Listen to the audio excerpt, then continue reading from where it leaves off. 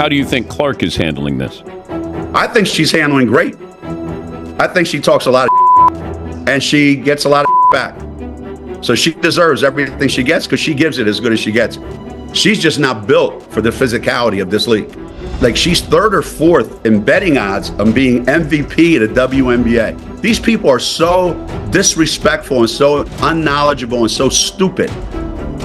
If you're a basketball player but just a recreational golfer like Caitlin is, the delusional fan base that follows her disrespects the LPGA golfers by thinking she can go into this tournament and do anything. There are actually fans that think she can make birdies or even pars. These people are so disrespectful and so unknowledgeable. Caitlin Clark may be a rising force in the WNBA, but according to Hall of Fame coach Geno Auriemma, she apparently doesn't even deserve to play a casual round of golf without judgment. That's right, Auriemma recently took an unexpected jab at Clark's off-court hobby and some of her fans. But this wasn't just a throwaway comment. It lit a firestorm of backlash and raised a bigger question. Why is one of women's basketball's most respected names going out of his way to take aim at its biggest new star? To understand what's really happening here, we need to look deeper than a golf joke or a press conference. This tension between Clark and Auriemma reveals a brewing culture clash in the world of women's basketball, one that could shape the sport's future. Let's start with the facts. Geno Auriemma is a living legend. Since taking over the University of Connecticut women's basketball program in 1985, he's built an empire. Under his leadership, UConn became the gold standard, 33 consecutive winning seasons, 6 undefeated years, and an NCAA record 111 straight victories between 2014 and 2017. No other division, coach men's or women's, has more championships. He's developed some of the sport's most iconic names: Sue Bird, Diana Taurasi, Maya Moore, Breena Stewart, and possibly the next #1 pick, Paige Bueckers. But here's the twist. While Auriemma's greatness is undeniable, he's also known for stirring the pot, never afraid to speak his mind. Geno has delivered plenty of hot takes over the years and sparked more than a few rivalries. Now enter Caitlin Clark. Unlike Geno, Clark isn't calling the shots from the bench. She's doing it with a basketball in her hands. During her college career, she won back-to-back Naismith Player of the Year honors, swept the major national awards, and shattered NCAA scoring records, surpassing legends from both the men's and women's games. Her dominance didn't stop in college. Since entering the WNBA, Clark has broken attendance records, boosted ratings, and become the face of a movement dubbed the Caitlin Clark effect. She's not just playing the game, she's changing it, which brings us back to the friction. Instead of celebrating Clark's impact, Geno Auriemma has doubled down on criticism. Not only has he dismissed her athletic crossover moments, like when fans cheered her on at a charity golf event, he's gone after the people supporting her. Auriemma has labeled Clark's fan base delusional, suggesting they're disrespecting other WNBA stars by idolizing her. But is that fair? What Auriemma seems to ignore is the why behind Clark's massive following. It's not just hype, it's her skill, her swagger, and her ability to connect with a broader audience. She's inspired millions of new fans, many of whom are watching women's basketball for the first time. The sudden growth in viewership, ticket sales, and mainstream media attention didn't appear out of nowhere. They arrived when Clark did. So why the harsh words? Some see it as old guard resistance to change. Others believe it's jealousy masked as criticism. After all, Clark's influence has quickly eclipsed many of the stars Auriemma once coached, and her presence threatens to reshape the very power structures he helped build. One thing's certain: this isn't just about golf. It's about legacy, ego, and a battle between two eras of women's basketball.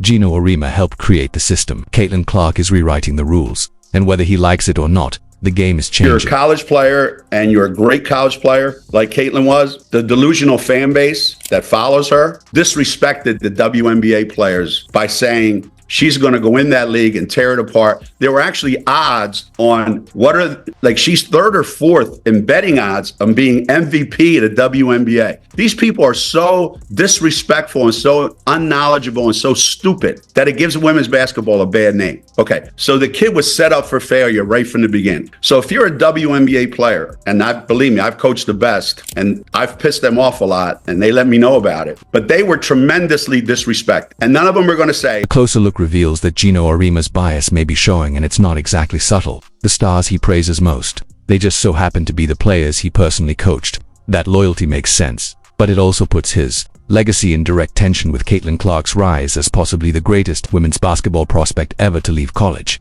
He's been especially vocal in backing Diana Taurasi's take that Clark is in for a rude awakening in the WNBA. It's no coincidence Taurasi was one of his most iconic players at UConn before becoming a top draft pick and league legend.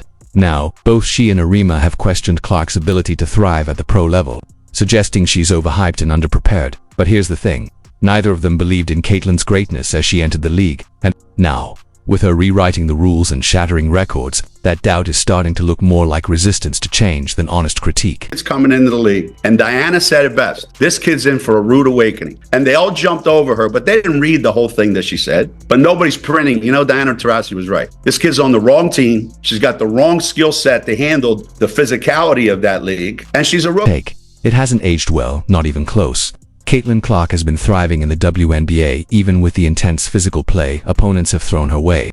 She's handled the pressure, the contact, and the spotlight with poise, proving doubters wrong at every turn. Yet despite being way off in his predictions, Coach Auriemma hasn't backed down. In fact, he's doubled down. Instead of acknowledging her success, he continues to push the same dismissive narrative. Whether it's in press interviews or, oddly enough, at a golf event, he finds new ways to throw shade at Clark and her. Fans he's even gone as far as labeling WNBA newcomers misguided, as if cheering for Caitlin is some kind of offense. But with Clark driving record-breaking interest in the league, maybe it's time those old-school opinions were left in the past. They actually had odds that, she was like third or fourth in the betting odds to be MVP of the WNBA. That's such a slap in the face to every WNBA player. It's unbelievable, right?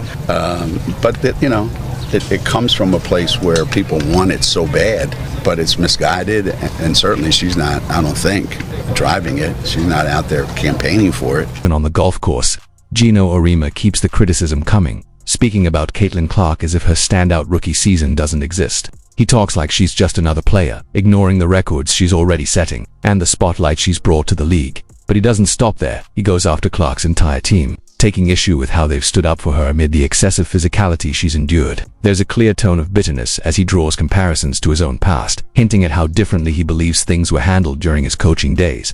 The contrast sounds less like honest analysis and more like envy, a sign that maybe the changing face of the league isn't something he's ready to embrace. She has good days, she has bad days, she makes shots, she doesn't make shots. But it's funny to listen to the fever management moan about physical fouls anytime I moan about the game being too physical.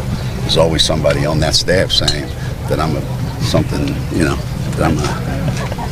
so what goes around comes around. Clark didn't just survive her rookie season, she dominated it. From day one, she proved she belonged, finishing the year as the WNBA Rookie of the Year, missing a unanimous vote by just a single ballot. And she didn't stop there. Clark led the entire league in assists, setting a new record for the most assists ever by a rookie. She wasn't just good, she was historic. Her all-around performance placed her near the top of the MVP voting ladder, a rare feat for any first-year player. And when the ALWNBA teams were announced, Clark didn't just make the all-rookie team, she earned a spot on the ALWNBA first team, standing shoulder to shoulder with the league's elite. Her popularity was just as overwhelming. Clark received 7,735 All-Star votes, the most of any player in the league. To put that into perspective, the previous season's top vote-getter, A'ja Wilson, had just 5,996. The numbers don't lie, Caitlin Clark is a phenomenon. While critics questioned her readiness for the WNBA, Clark let her game do all the talking. She's consistently stayed above the noise, choosing not to respond to the repeated digs from Coach Auriemma. Instead, she silenced the doubters with highlight after highlight, record after record. And now, even some of her harshest critics, including Auriemma, have started to shift their tone, though often laced with subtle jabs. Even he's had to acknowledge what's become undeniable.